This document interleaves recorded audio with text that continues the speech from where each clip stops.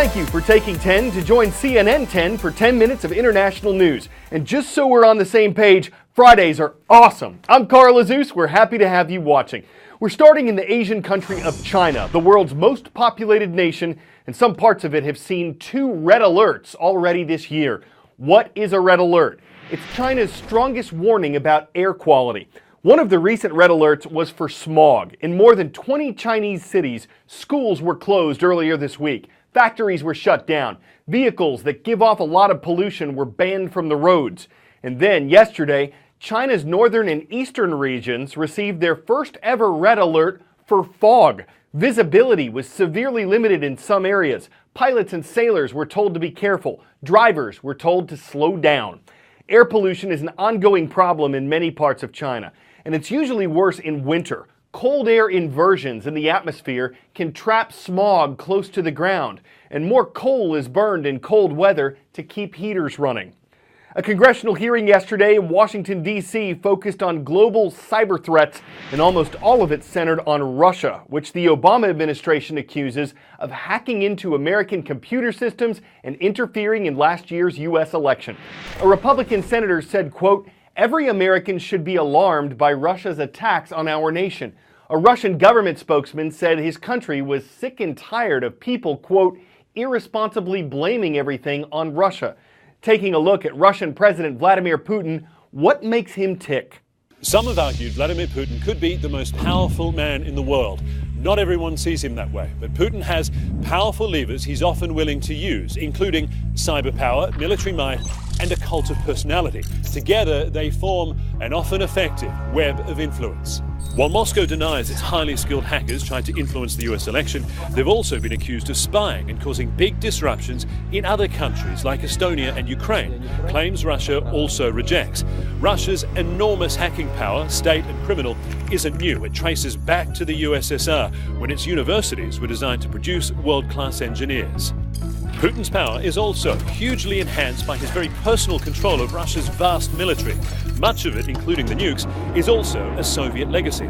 So Putin is pumping extraordinary amounts of money into modernization. But most analysts agree Russia's conventional forces are still only mighty enough to project power close to its borders. Russia also used limited air power to successfully prop up the Syrian regime. The critics say that worked because of Putin's willingness to indiscriminately bombard civilian areas, something Moscow denies. One of the biggest sources of Putin's power is his own extraordinary popularity at home. The more other world leaders criticize him, the more Russians celebrate their president. His approval figures soared with Ukraine and spiked again with Syria. The reason many Russians really care about their country's ability to influence world events, even if it comes with sanctions and a hit to their own quality of life. They're proud of it. Putin also benefits from a political system and a media landscape with zero tolerance for criticism. So no doubt Vladimir Putin is powerful and unpredictable, but he's also limited by some pretty big problems. The Russian economy isn't going anywhere. That's why there's another popular theory about Putin and his web of influence. He's someone who plays a weak hand very well.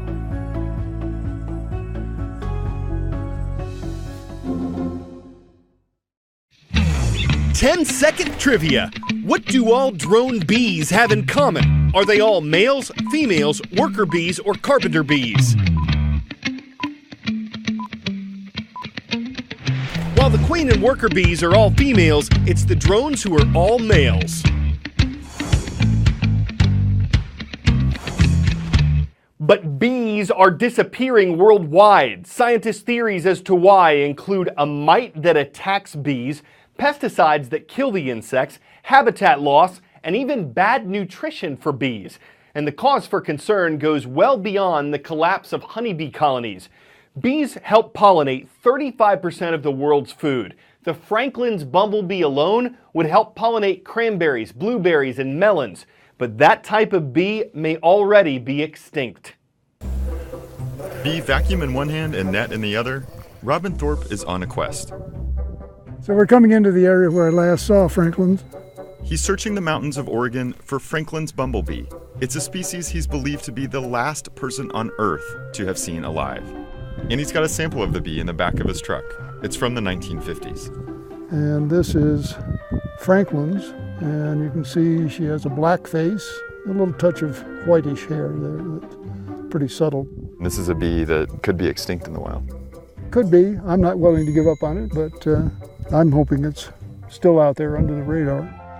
The last time he saw it was 2006, exactly 10 years before he invited me to join him. Thorpe is 83 now, a retired professor from UC Davis, and mostly he works alone, day after day, year after year. I spent 2 days looking for Franklin's bumblebee with Thorpe. I found the work absolutely maddening. The ones that you hear fly by your ear, I'm always suspecting, well, that must have been a Franklin's. I don't think you can put an economic value on a species. They're all priceless, really.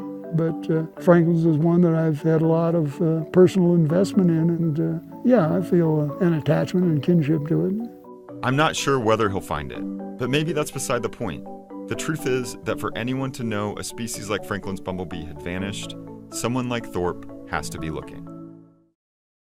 In Atlanta, Georgia, there's a giant peach that drops on New Year's Eve. It's one of many annual traditions nationwide. In Wisconsin, there's a giant cheese drop. In North Carolina, a possum drop, or at least a possum lowering. It's in a box, it's not hurt.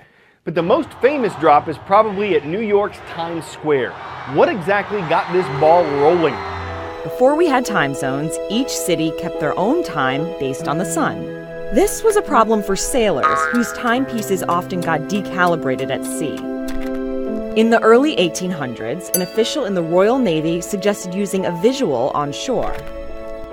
So they put a ball on top of a flagpole and raised up a second ball a few minutes before 12. When light passed between the two, sailors set their clocks to noon.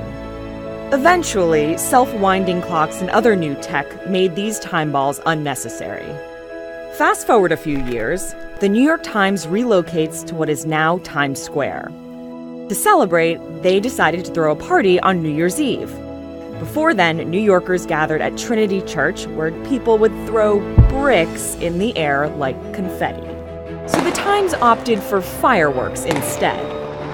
But a couple years later, the city banned the display. Tasked with finding an even safer celebration, the newspaper found inspiration in those old naval time balls.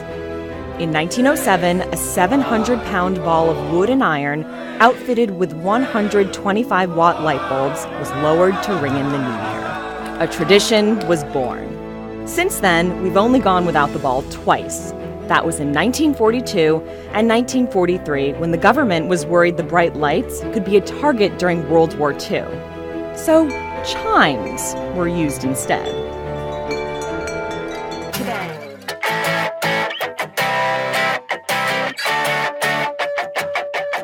For 10 out of 10, it's too bad basketball shots can't be worth more than 3 points. Because while the Golden State Warriors regularly sink three-pointers at Oracle Arena in Oakland, California, a member of the Harlem Globetrotters recently trotted to the roof of the arena itself and took a shot from 100 feet up and 100 feet away.